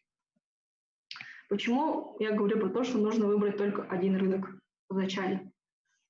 Потому что по всему миру всем известна поговорка «за двумя зайцами погонишься, ни одного не поймаешь». Особенно в самом начале, как я говорю, когда у вас ограниченное количество ресурсов, то есть несколько человек в команде и какое-то ограниченное количество денег, большинство из которых, скорее всего, ваши собственные деньги. Да?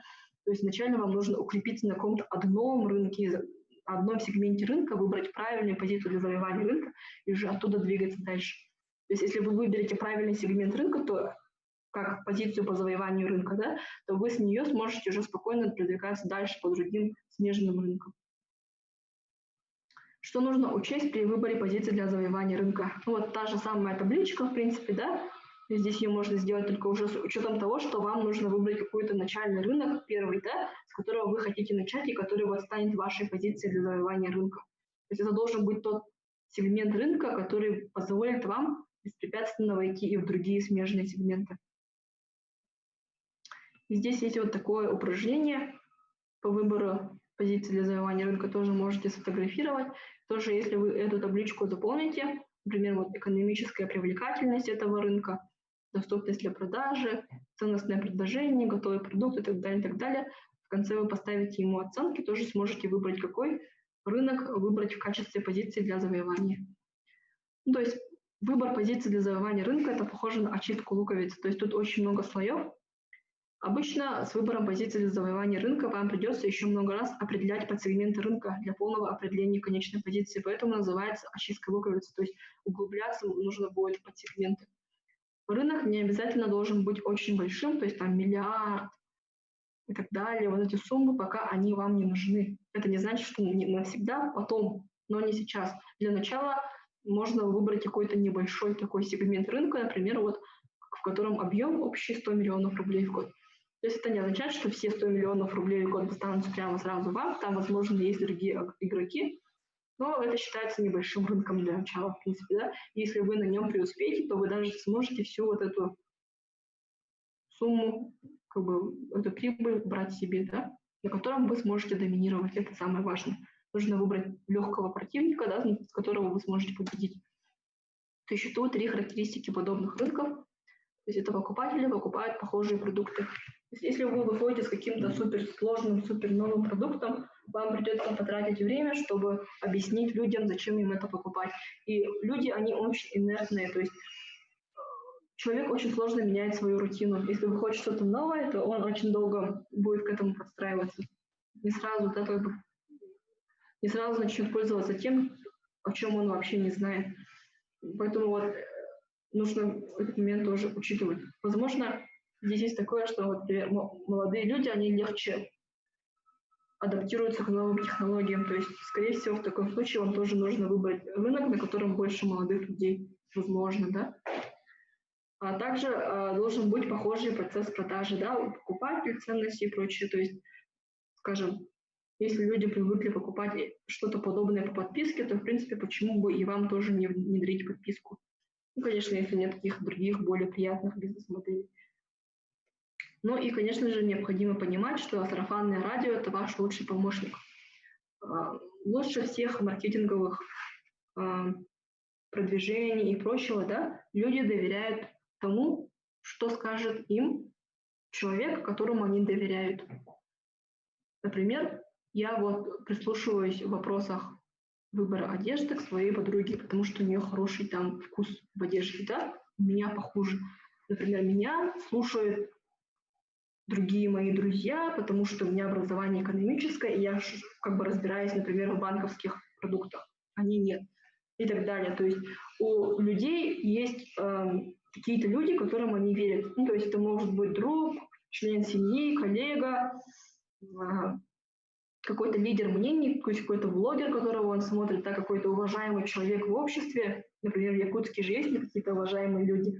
И вот если этот человек им скажет, вот этот продукт крутой, я его купил, я его тебе советую, скорее всего, этот человек 100% его купит. Потому что, к сожалению, когда вот это вот все происходит SMM, там маркетинговое продвижение в Инстаграме и прочих ресурсах, человек же как бы есть доля скепсиса, он понимает, что в принципе это реклама, и в рекламе обычно только хорошее говорят, а когда кто-то, кому он доверяет, говорит, что он проверил, протестировал, и продукт хороший, тогда он уже понимает, что вот он ему брать не станет, он говорит правду, он тоже купит.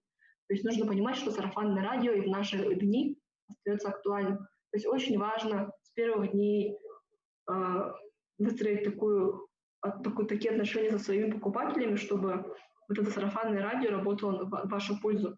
Если, скажем, вы продали первым покупателям какие-то образцы своей продукции, не очень хорошие, то, скорее всего, эти люди пойдут и всем своим знакомым тоже расскажут, что у вот этих людей полная туфта, не покупайте. А вы потом это все исправили, продукт стал лучше, но люди уже такие, у них уже укоренилась мысль, это у них туфта, не так там Ваня, Коля, Миша, Надя и Марина мне так сказали, короче, все, приехали, да, то есть на самом начальном этапе не нужно такого допускать, потому что у вас может сложиться нехорошая репутация, которую потом очистить будет очень сложно.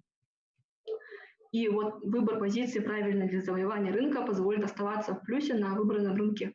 Ну, мы исключаем здесь инвестиции в другие рынки, то есть мы выбираем тот рынок, на котором сможем доминировать и который сможем быстрее захватить. Так ли важно вообще выбрать позицию для завоевания рынка? Многие же знают компанию Amazon, да? Кто знает, с чего эта компания начинала?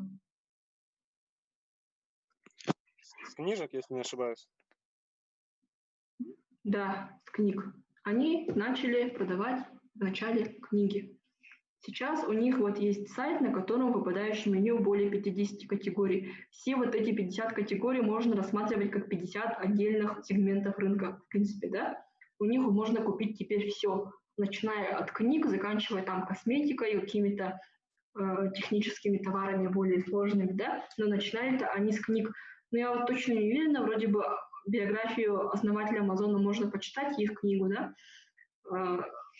Кто-то из основателей компании, у него до этого была офлайн лавка по продаже книг.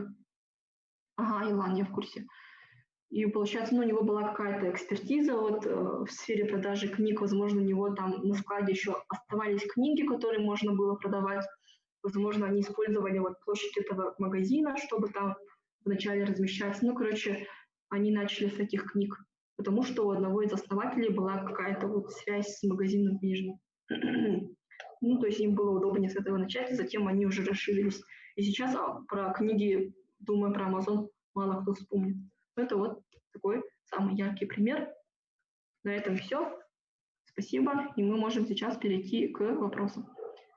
Сейчас я запишу в чате те вещи, которые обещала записать, а вы пока можете задавать мне вопросы.